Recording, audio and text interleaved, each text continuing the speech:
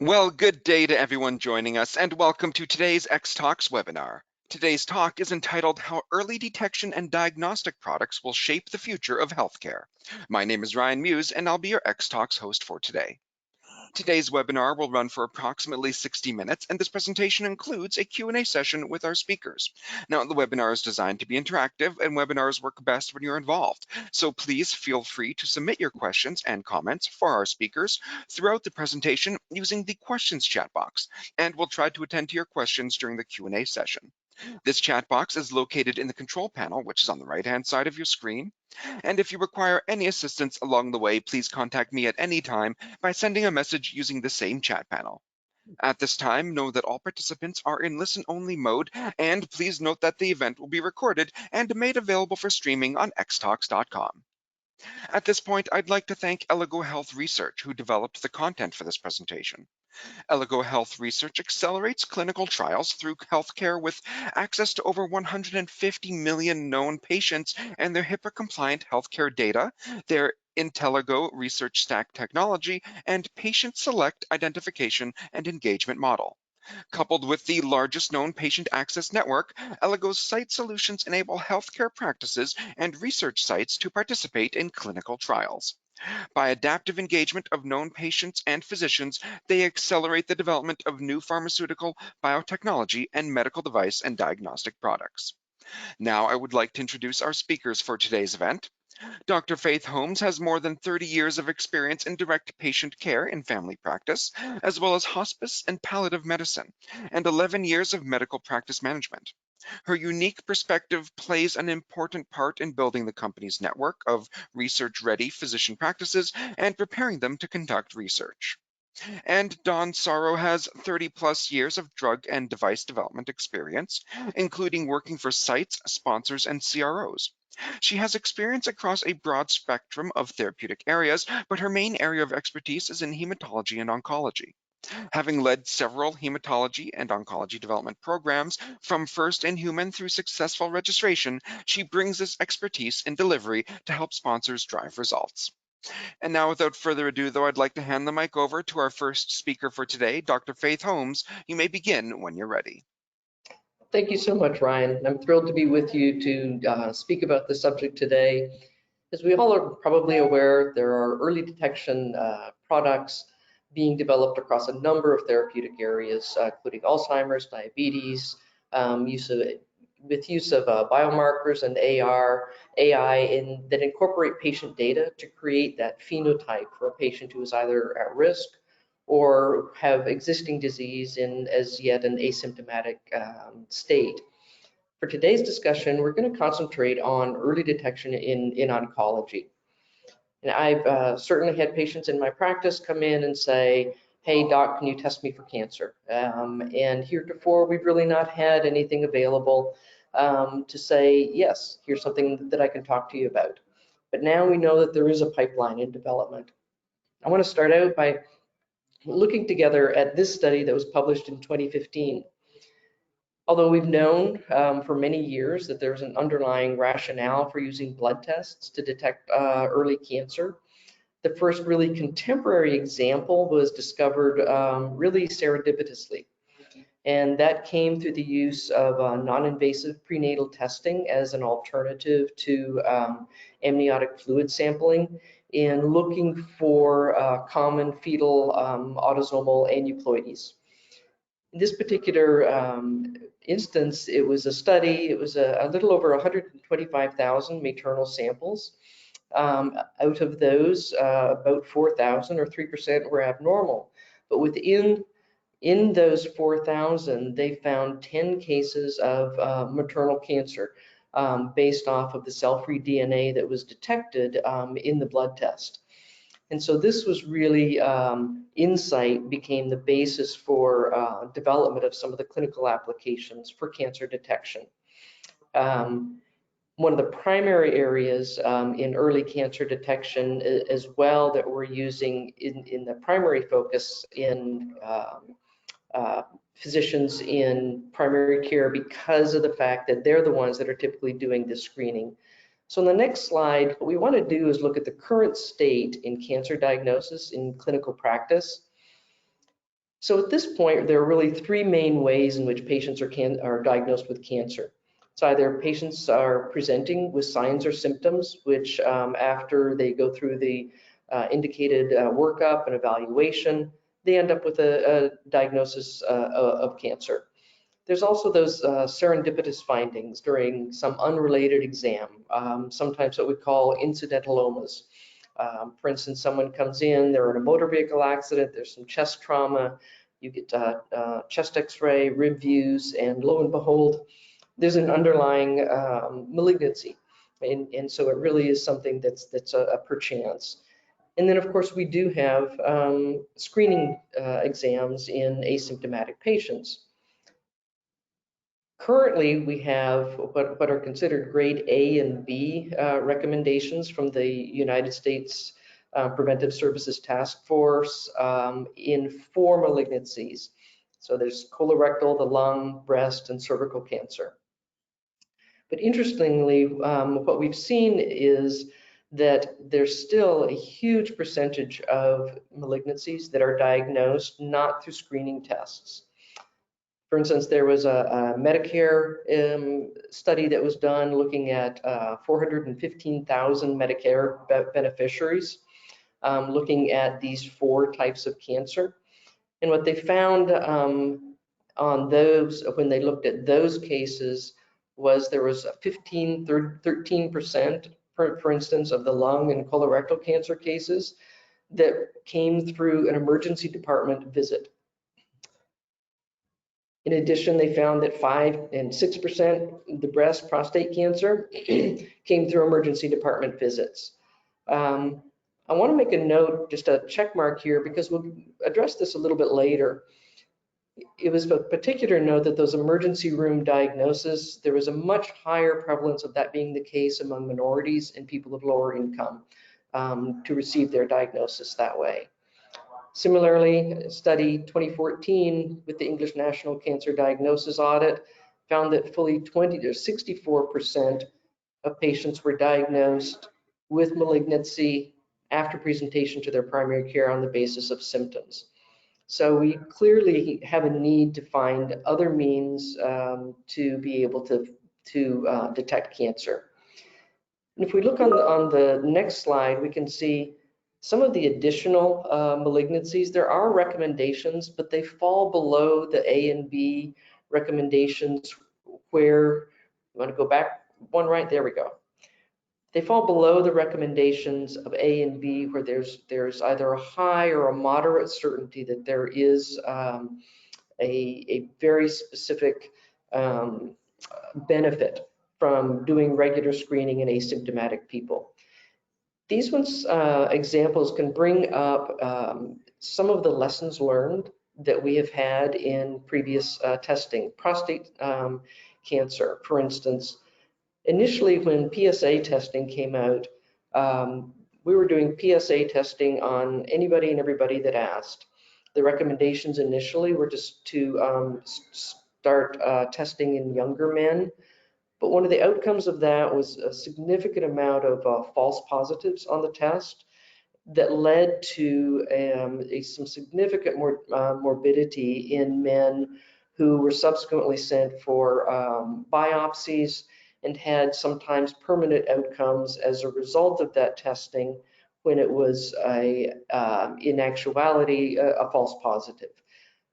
Because of that, the recommendations have been changed to now men 55 to 69, and that as a part of that recommendation, there be a very individual conversation with the patient about the risks benefits balance of doing the test or not doing the test, and also taking into consideration family history, comorbidities, their values. Some people certainly have said to me, I don't want to ever be screened because I know I wouldn't treat. Then on the other hand, you may have some where even though the general recommendation is starting at age 55, we know that in African American men, it can begin younger and be more aggressive. And so it involves a very nuanced conversation with the patient, with their healthcare provider. Level D recommendations, give an example here for ovarian cancer in asymptomatic women. It's simply not been shown that there is value in doing broad screening because there is a moderate or high certainty that there's really no net benefit, or that those harm outweighs the potential benefits. And then there are some listed here: skin, bladder, oral. They fall under a level I recommendation. And what that means, there's insufficient evidence to assess the benefits or harm ratio to make any type of recommendation.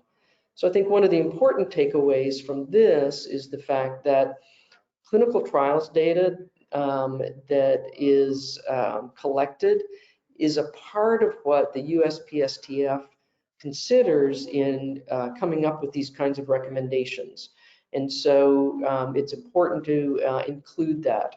And then in addition, subspecialty medical group practice guidelines will make their recommendations on the basis of at least partly considering some of these types of clinical trials. Sometimes there are some differences between what the USPSTF and a medical practice group will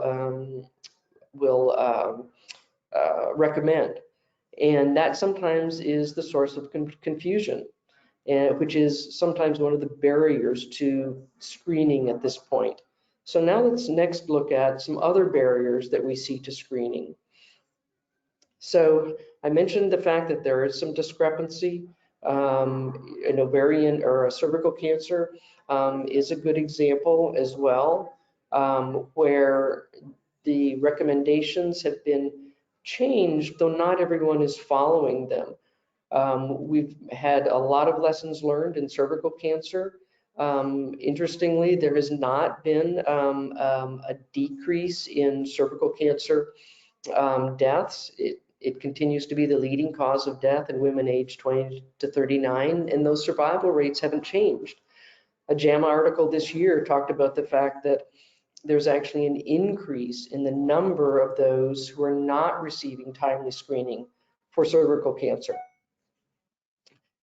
What they found when they asked patients about it, it was a combination of lack of awareness or reticence. Some of that reticence for cervical cancer, and for instance, comes from the fact that there's now we know an association between HPV and cervical cancer, and because HPV is a sexually transmitted infection, particularly in rural areas, they found that there was a reticence for women to come in for screening.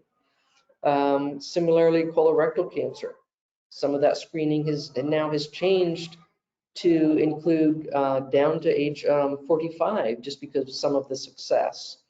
So some of the barriers come because of that confusion. The other thing that we have to keep in mind is concern regarding overdiagnosis and overtreatment. And that's on the basis of opinions coming from both physicians and patients. And we're going to get back to that one in the following slides. But for some people, it's important to realize in some malignancies that when you screen early in a non-progressive cancer, there is the potential to do more harm than good. And again, we'll talk about that in a little bit. Sometimes there is that lack of awareness of the benefit of screening or the reticence of the procedure itself. I've had a lot of patients say, I don't want to get a colonoscopy. Fortunately, we have some of the other alternatives with regard to FIT and fecal occult blood testing. But that has been indeed a barrier. In 2022, I'd be remiss if I didn't mention COVID-19. COVID-19 had a tremendous impact on the screening that people were accessing, afraid to go to the hospital when they were having symptoms as well. So we saw a dramatic decrease in the diagnosis of a number of malignancies. And it truly was because people were A, not getting screening, and B, not accessing care. I had someone I dealt with myself in my palliative care practice. Symptoms was reticent to go to the hospital during 2020, and when they finally did, it was a stage 4 lung cancer. So those are very real barriers. And then the other one that I think is really important to consider is what we refer to as the social determinants of health. All of these things, socioeconomic factors, whether it's educational status, job status, can they access a physician on an evening or a weekend? They can't afford to miss work. There are also issues related to and underinsured patients, certainly in this country. And I think what's important to realize that this also translates to these same factors correlate with, and in many of them with an increased not only risk of cancer, but also a poorer prognosis. And the other caveat is many of these factors also play into patients' ability or inability to be participants and have the access, the means to be able to participate in the clinical trials. And it's important for us to try to design trials in a way so that we can include patients within these kinds of categories in our clinical trials. So it's important to gather the data on patients. Now I want to go back in the next couple slides. I'm not going to go through these in detail to the issue on the barriers of a lead time bias and an overdiagnosis bias. And these slides come actually from the cancer.gov, and it talks about the fact that you may have someone who, without screening, is diagnosed based on symptom presentation at age 67, persistent cough, and ends up dying at age 70 of the disease. And if you just look at that statistically, it looks like you have a 5-year survival rate of 0%. If you introduce an early cancer detection test, but we don't have any real means of impacting the trajectories of his disease, he may be diagnosed at age 70, but he still dies at age, or diagnosed at age 60 rather, but he dies at age 70 of the disease, but it skews the data to look like you have a longer survival rate. And then we'll go to the next slide as well. And this one talks about the overdiagnosis bias. And keep in mind, these scenarios that are provided really provide the extreme. So it's usually not as extreme as in real life as this worst case scenario.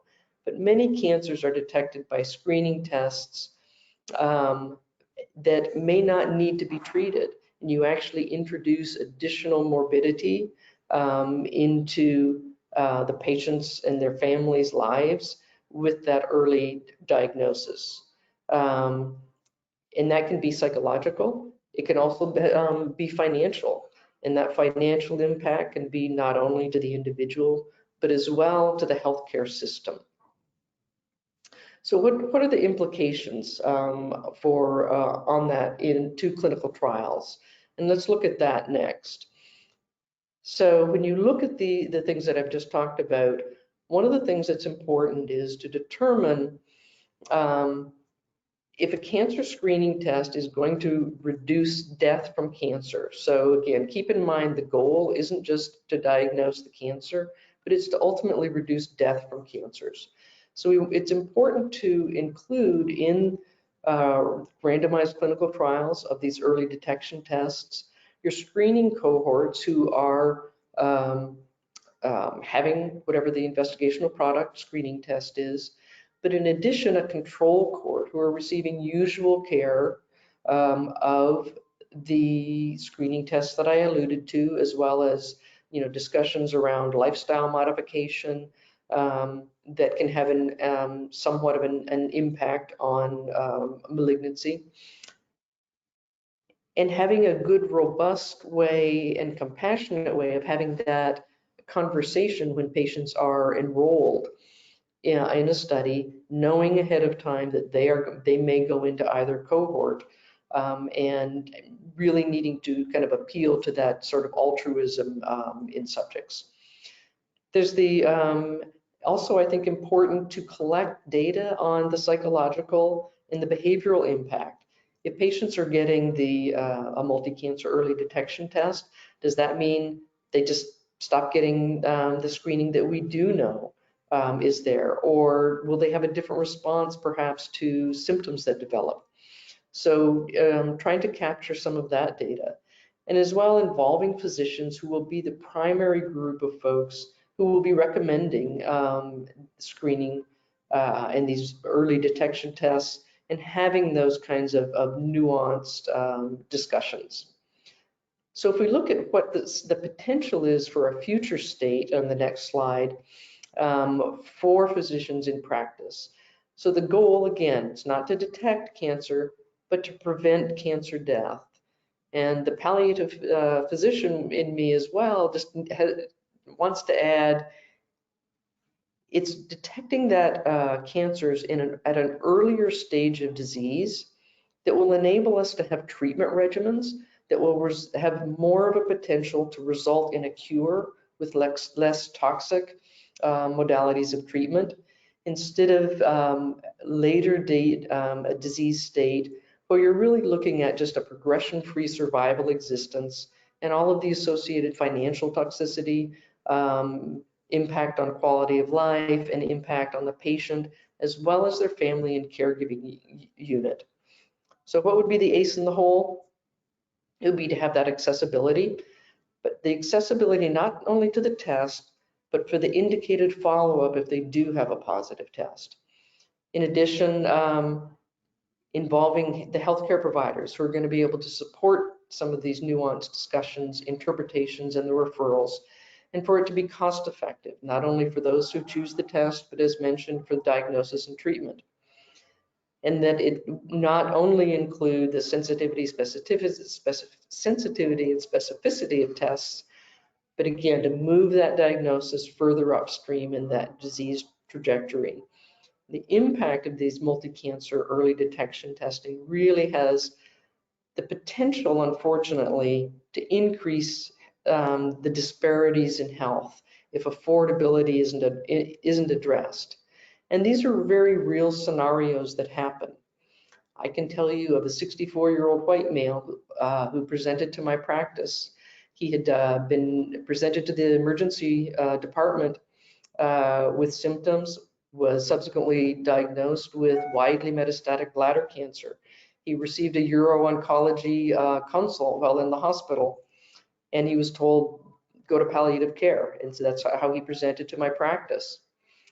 4 months later, literally the day after he turned 65, he received a call from that uro-oncology practice to please come in and set up an appointment to develop a plan of care, because he was now a Medicare beneficiary. So those are the very real kind of scenarios that happened.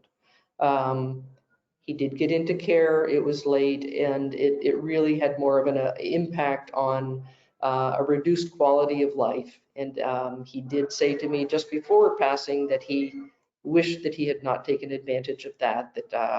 So those are the things that it's really important for us to keep in mind as we move forward, and the very real impact on patient care and the physicians within healthcare. We still have to move things along from the bench to the bedside. So the next thing I want to look at is, what is the difference between the FDA approval or clearance of that product and the Medicare coverage determination? So what FDA looks at and bases their decisions on approval or clearance is the safety and efficacy of that investigational product. They're looking at a very defined population, looking at within the confines of a defined protocol for a defined period of time. But what CMS looks at is that there is sufficient evidence that a treatment or service is reasonable and necessary. Those are the key words: to diagnose or treat an illness or injury. And they're basing those decisions on population health and cost effectiveness. looking at the applicability to the Medicare beneficiary population, to help inform not only national but local coverage determinations. And they're looking at it within the context of the normal clinical conditions that are in a typical Medicare population, with all of the comorbidities and polypharmacy that's happening within this with this age group.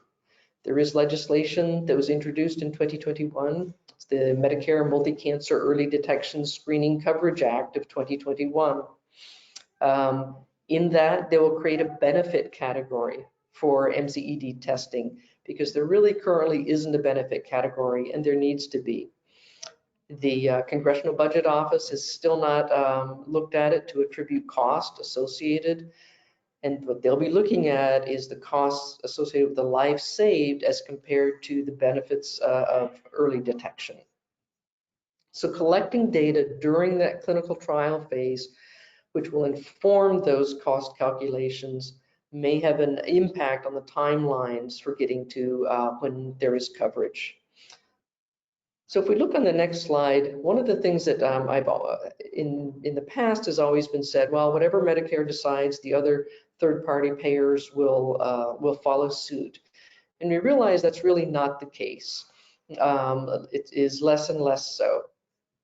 So payers are going to be looking at medical necessity versus investigational, and they are looking at the analytical validity, the clinical validity, as well as the clinical utility. Is it going to truly make a difference in the decision-making process and the management to prevent disease? And they very well may take into consideration the different diseases and the indolence or aggressiveness that will impact the cost of healthcare.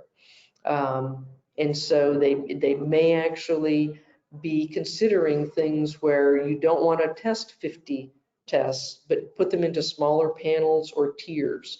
But the more information that can be gathered, both retrospectively and prospectively, from healthcare data on both the tested and the non-tested control cohorts will really help inform and make those decisions. So collecting as well that patient and physician perspective on the impact of the false positives and negatives. And consider a collaboration early on with the Medicare Evidence Development and Coverage Advisory Committee on what are some things that can be incorporated in the clinical trial protocol and design to help them answer those kinds of questions earlier. So I want to go to the next slide that just talks about just a few general considerations as well, which talk about utilize physicians who are in community practice as investigators. They're the ones who are going to drive utilization of the final product. There are going to be a lot of products out there. They're more likely to use one that they may have been a clinical investigator on.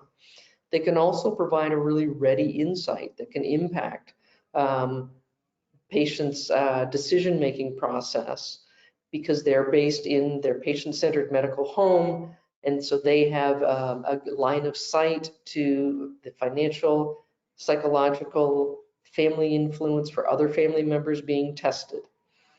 In addition, leverage data to inform AI algorithms to enhance our diagnostics as a whole, so that we don't think of just multi-omics testing or methylation-based platform testing as just a singular entity, but we combine that with looking at evaluation of early signs, symptoms, lab data that can create a clinical phenotype that may lead to early detection. An example of that is the NPAC, where they've developed through AI algorithms that look at age, change in glucose, change in weight, that predict that pancreatic risk in newly diagnosed diabetics. And one other consideration would be including cohorts who it's not new diagnosis, but rather cancer recurrence surveillance. What's the relative cost effectiveness between a standard of care surveillance modalities, PET scan, biomarkers, et cetera, versus some of these multi-omics platforms? And I'm going to turn it over to Dawn now, who has further insight about operational considerations in this testing. Thank you, Dr. Holmes. So to just kind of dovetail on what Dr. Holmes has been talking about, some of the ways that we've seen across the multiple diagnostic trials that we've run at Eligo, I want to share some of the lessons learned, some best practices, and a case study. So one of the most important things to consider is if there's a requirement for the EHR access and to collect some data, it's important to focus on the data that you really need as opposed to trying to catch too much. Requirements for like 12 or 18 months of complete medical record can present challenges to a lot of patients and healthcare practices where the EHR may not be the same across the different physicians that the patient is seeing over 12 months. So in that case, it's not an impossible thing to overcome, but make sure that when you're setting up your trial and setting up your sites, that you obtain a medical records release form prospectively so that you're not chasing the data after the fact when you're trying to close out your database.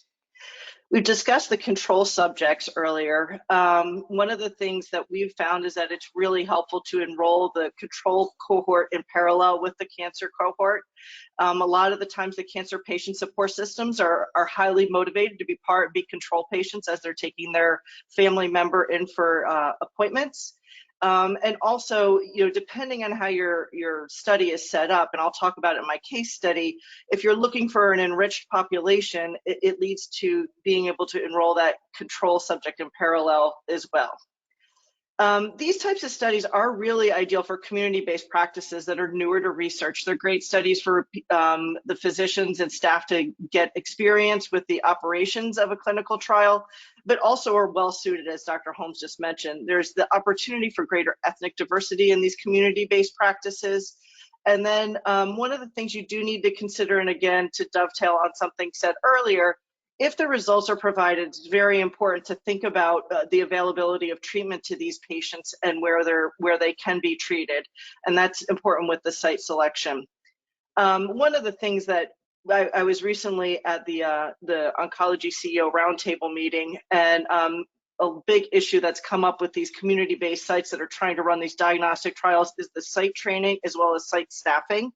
So, as you're reaching out to these types of practices, thinking about the volume that you're going to have and how maybe you can manage that. The home diagnostics or, virtual model present another set of challenges and operational logistic considerations. There's making sure that the right kits get to the right patients and the logistics and the tracking. But then there's the training, because if the patients are doing the testing themselves at home, the coaching and instruction, and where are the patients going to get that training? How accessible is it? Do they understand the timing, and how is that all going to be documented? There's the tracking of the samples and the inventory that you need to take into account, but also the shipping integrity. If the patient is at home and is going to be preparing the sample for shipment, how is that integrity going to be managed through the whole supply chain cycle? So, and then site selection really is one of the biggest things, because you really need to think about that and plan, and that's really around the point of care considerations. And for that, in the next couple slides, I'll share a case study.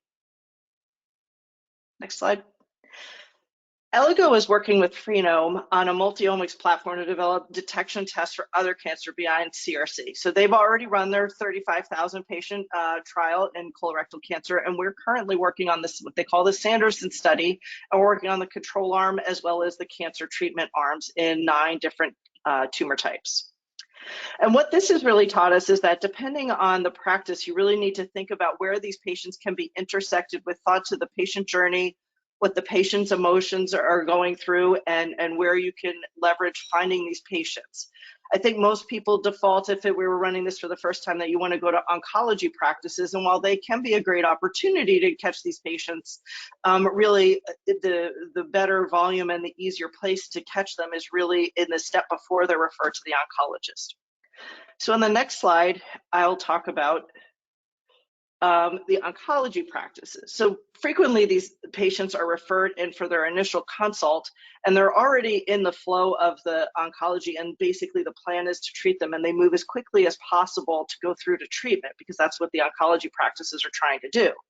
So there are 2 possible potential engagement points here, but they're really far down in the process, and it's a narrower window to try to catch them. You can catch them before their follow-up visit to review the findings and create the plan, or right before they're initiating the treatment plan. But a lot of the times, these are times that the patients are not thinking about being part of a diagnostic trial, and are also, they're much smaller windows typically than what you see. So if you take a step back in the whole process and go to the non-oncology practices, on the next slide, you can see where we would intersect those patients. So it's really with the initial diagnosis and the suspected malignancy, and there's a closer patient and physician relationship typically at this point, as this is somebody they've been working with for a while, typically a family practice or an internal medicine physician that they've had a lot of conversations with and a lot of history. And then you can see that the patient flow goes through, and you can catch them again, again at that plan of care for follow-up. But there's a lot more time and opportunity if you're talking to these non-oncology and referral sites that are referring these patients. And it doesn't necessarily need to be just a family practice or an internal medicine practice. It can be the gastroenterologist, the pulmonologist, wherever these patients are along in their journey. So thinking about the diversity of types of sites can help enrich your population, also for those control subjects that maybe you want to have an enriched population, but also making sure that you're catching the patients from different ways, and that will get the tumor types and the mix that you need for your trial. And with that, I'm going to wrap up our conversation today and then open it up for any questions. Well, thank you very much for this insightful presentation. I'd like to invite our audience to keep sending their questions or comments right now using the questions window for this Q&A portion of our webinar. Now, I've already received some questions, so we'll get ourselves started with those. The very first question that I have for you states that you mentioned working with community physicians in clinical trial of the MCED tests. What are the barriers for a community doctor being able to do so if they have not done so before? There are actually a lot of barriers. When I was in practice, I actually tried to do it and I was not able to, but in essence, there wasn't somebody like Eligo around.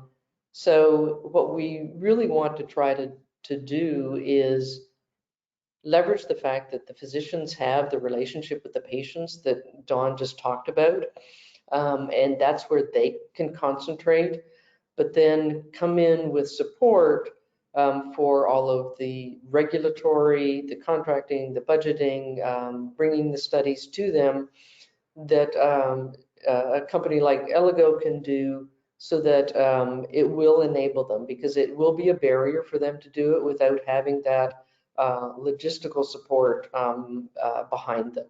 But fortunately, there are solutions out there available for anyone who is interested in doing so.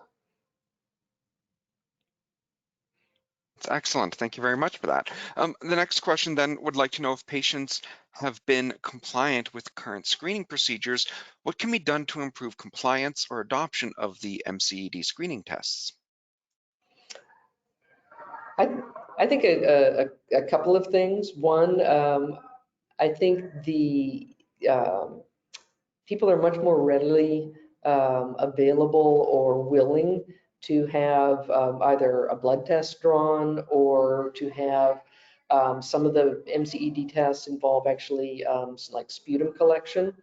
And I think those are things that patients are much more readily willing to sort of get their arms around, as opposed to having to go through, for instance, a bowel prep to go to get your colonoscopy or stool collection and send the kit in, the low dose CT for lung cancer screening that is recommended, that involves having to schedule an appointment, go in, get that done at another time.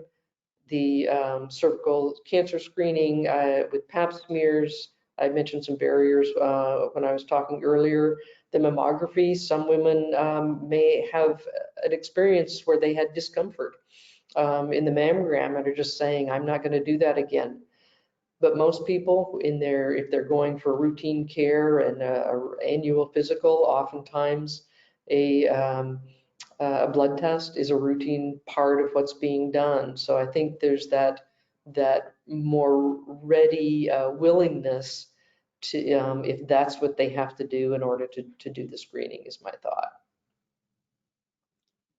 That's Great, excellent. Thank you so much for that, for both of those answers. However, we have reached the end of our time here today. If we couldn't attend to your questions, though, the team at Elego Health Research will follow up with you. Otherwise, I want to thank everyone for participating in today's webinar. You will be receiving a follow-up email from X-Talks with access to the recorded archive for this event. A survey window will be popping up on your screen as you exit, and your participation is appreciated as it will help us to improve our webinars.